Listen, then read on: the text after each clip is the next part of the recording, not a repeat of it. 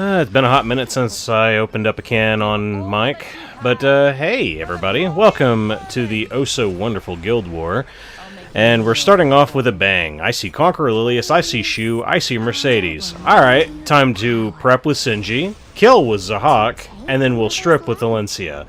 It will work out great. It's gonna be great. Gonna be great. Trivial creatures don't deserve to live.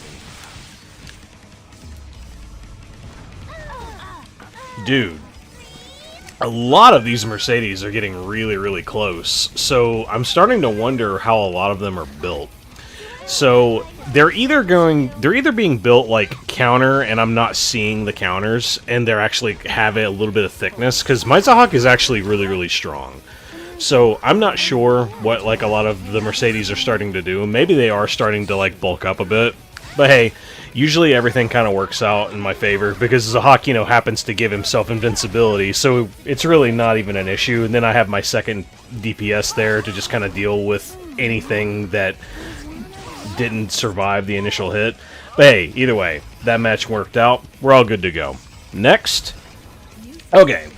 So there is actually a couple of things that do occur in this fight. I know I've done this before, where there's Lua, Senya, and then there's also Savior Adin. So, normally, you really don't have anything to be afraid of whenever it comes to fighting Savior Adin with Pyllis, but the big thing that happens here is something that I just wasn't even aware of. I actually completely did not know that Savior Adin could strip 5 souls whenever she dodges with the S2. I didn't know that. That's in the tooltip, but it's not in the actual skill. That's in the runes that you have to check on the individual character. So as soon as this happened, I was like, wait, what the fuck? Wait, where did my souls go? So, because of that right there, and also the fact that Lua is rocking her artifact, the fan artifact, that will stealth whoever has the highest attack on the team, because of that, I can't utilize Roana to actually get some healing going. So, if you really look at this kind of comp here, Roana doesn't do a lot of healing, because a lot of counterattack kind of hitting doesn't really occur. So if I wanted to, I could probably do this with, like, quite possibly any other healer. But also, yeah, that Lua is also running a metric fuck-ton of effectiveness. You will notice, right now, I am safe. And that is also because of another tooltip situation with Shadow Knight Pyllis. Did you guys know that she also just happens to have 60 extra ER that just goes onto her kit for free until she's 80% or so HP? So, like, if she loses a little bit of HP, I think when she hits either 60% or 80%, it's something like that. So if you take damage, you lose that ER, but I think you should get it back as soon as I get like, a little bit of healing going. So the next time that Lua gets a opportunity to, like, do a strip or something, I think she actually does strip my Pyllis, so she gets lucky. So that means, I don't know, that Pyllis is probably rocking, like, 150 or something like that, and I just happen to get, like, the bad side of that RNG, and I got like stuff that happened to me. So right here, I'm running into a small problem, because the strategy is, okay, so get 10 souls, soul burn Adin, and then just do it again. So the plan is to use Shadow Knight Pyllis' S3 on soul burn, and then just hit her twice, because as soon as you do that, she's dead. So what's the solution here? Just kill Lua. Like, I don't know what I was thinking while I was looking at all this, but yeah, it's like the answer is so obviously simple, is, oh, just hit Lua, whatever, what do I give a shit? Okay, so yeah, Senya has, like, you know, stealth and all that jazz, so it's actually causing a problem, so I can't properly hit her, can't properly heal. But if I just never hit Savior Adin one time, that one time where, like, my souls got decreased by 5, okay, yeah, cool. We would be probably, like, way closer to done by now. And that's really the only issue that you have to remember. Yeah, I'm sure somebody in the comments is like, hey, man, you fucking casual. You don't know that, like, Savior Adin does that soul drain shit? That's why she's so fucking busted. It's like, no, I just look at, like, the basic shit. Hey, she's an evasion unit. Everybody is scared shitless of evasion units unless you have something that, like, just does damage or, like, has a lot of hit on it. Thankfully, like, Pyllis does have hit on her S3. Thank fucking God. And also, just like with Rocket Punch, man, it's so fucking helpful. It really, really, really hurts Savior Adin a lot. And just like this overall comp in general is just great. So, like, you don't have to really worry about Lua because you have so much effect resist on Shadow Knight Pyllis. So you're not going to get, like, Death Broken, like, randomly and just die. Because that is the biggest thing that you really have to worry about. Because Lua's going to hit into Shadow Knight Pyllis, and if you ever get Death Broken, you're pretty fucked. It's happened to me on, like, a lot of videos that I've done in the past, and that's... Yes, I am, Christy. And that's usually why I use this team. It's pretty great.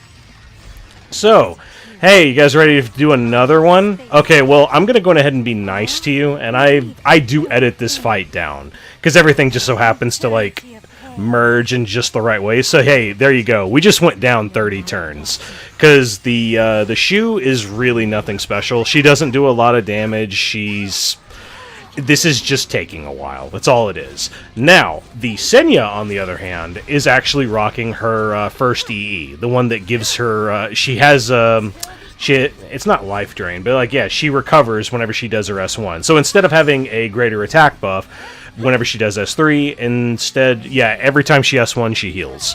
So that's ultimately also not a problem in this fight. All the big thing is, it just takes longer. That's it. I'm still completely and totally safe. See the HP over there? Like, I haven't taken, like, any damage really at all just from the Choux. I just skipped 30 turns so you guys didn't have to watch the slog.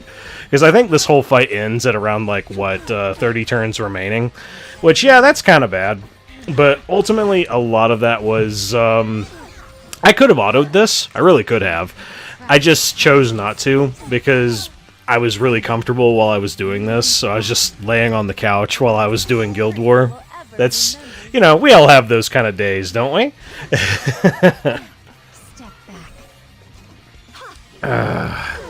But yeah, I'm just trying to get to another point where Pyllis can use her S3, and then I'm just going to jump ahead again. Because, yeah, you guys kind of get the strategy.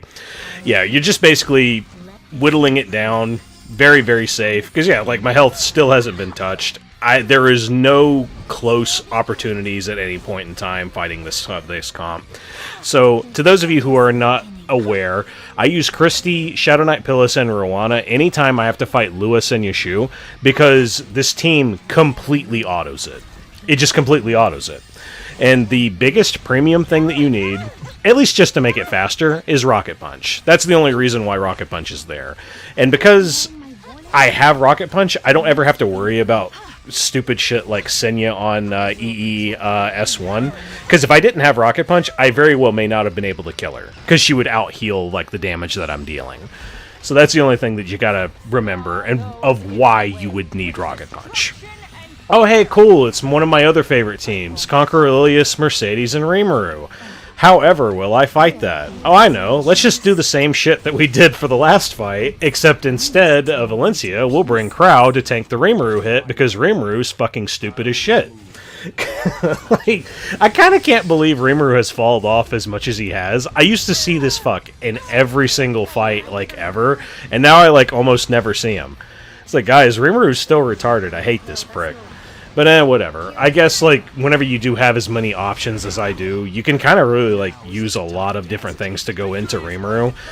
But yeah, so we've taken the hit from Rimuru. Even if he did kill me, I don't care. I have Holy Sack. So because of Holy Sack, I'll just come back, and then I'll just kill a unit, or I'll do a lot of damage. I hit Conqueror Lilias just to, you know, get her low. Go into Rimuru with the dual attack, and then also kill Rimuru here. And hey, looky there. Now she's low enough health for Krau to kill with an S2. You don't see that very often. And that is match number 2. Whatever will match 3 be?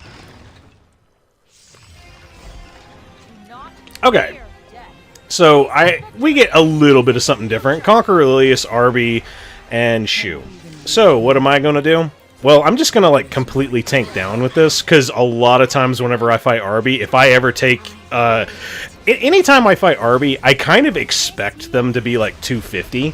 Because anytime you don't expect that, you could just, like, get murdered with your 220s or whatever that are kind of squishy. And so that's why I don't really try to, like, do Zahhak stuff into Arby's anymore. Because I've been gabbed and murdered many, many times that way. And yeah, I know I have, like, Mist debuff right there, but I'm not really aiming to strip right there. I was just aiming to do, like, a little bit of damage. And also just to get the death buff up. And, oh, looky there, Arby just straight up killed himself. Thankfully, mainly because my crit resist was actually working on my side. Because it sure don't work right here. Hey, look, he crit me. But either way, hey, that one counterattack goes into him, just kills it. And, like, I think she misses several of her attacks and still does pretty decent damage. Further proving, like, Arunca can function into, like, crazy shit like this because she actually still does a lot of good damage. The only reason why I don't use Arunca as frequently, like, whenever I see an opportunity to just utilize a high attack unit, is because of all the fucking bullshit RNG that's on Arunca's kit. Yo, just put some consistency on her, and she's, like, legit very, very good. But either way... We got through this first fight pretty simple, really. And I think the second one I do some Zahhak shenanigans too. Why, yes I do. I utilize Ahmed. And I am so thankful that I actually made a set for my Ahmed instead of stealing my Senji's gear. I was actually considering doing that, but I was just like, nah, man, I use Senji so fucking much. I cannot bear the thought of actually stealing any of her gear. Because, yeah, she's absolutely invaluable for Guild Wars, considering the crazy shit that we fight. But anyway, let's actually talk about this fight. We're fighting Alencia, Rem, and then Apocalypse Ravi.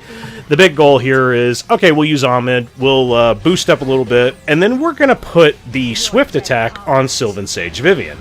Now, why did I do that? Mainly because I have 2 attack buffers on this team. Yeah, it's going to get stripped right here, but honestly, I don't care. The Alencia has already taken enough damage that I can hit her with 2 big hits right there with both Sylvan Sage and with Zahhak. She's dead. So yeah, she's going to get like 1 decent hit on Ahmed right here. But like, this guy's probably not really running a lot of damage on his Alencia. Probably was meant to be like a strip and maybe like some kind of injury or something. But I don't know, man. Alencia doesn't really seem like a great unit to like have on defense. Just seems like it's way too easy to control. Because there's a lot of really good like blue tank kind of units. So, hey, now all I have to do is I'm just going to boost up Sylvan Sage again. So, yeah, I just straight up do damage. So, yeah, she has no real hope of winning now. And we're just going to go ahead and give ourselves a crit damage buff. We'll probably get the opportunity to buff with Zahhak next, because I think his attack buff is back. And then I'll just nuke her with the S3. Yep, that's exactly what happens. Yeah, Ahmed is actually a ton of fun to use. I just don't really care for the character too much. Maybe that's like my own issues of not really giving a shit about episode 4. And also, like, the side story, like the lovers side story thing was really stupid. I didn't enjoy it at all. But either way, this is another Guild War in the bag. And I'm going to go in and I'll just straight up say it. I feel kind of like I'm in the middle of a loop right now. We're just using, like, the same units a lot. But that's mainly just due to the fact that, like, the meta that we're fighting is so fucking toxic. It doesn't really encourage a lot of experimentation. So, I don't know. I'll ask this. Is there any units in particular that anybody else is really feeling that might have a lot of untapped potential? Anything like... Because, like, I used Dingo a while back on some of the Lua teams that we fought, and it was, like, it was okay, but it also wasn't great. But I don't know. I'm willing to listen if anybody has any suggestions for, like, a unit that you think might have some kind of untapped potential, because I do have every character. I just don't have them all built.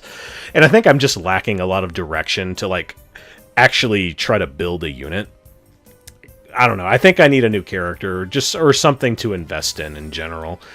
But hey, I hope you guys enjoyed this Guild War. It was a fun little thing to make. If you liked my content, please go ahead and leave a like. And if you want to see more of my content, please hit subscribe. I try to put out at least 3 videos a week, and I just enjoy doing this. So hey, I hope you guys have a good one. Later.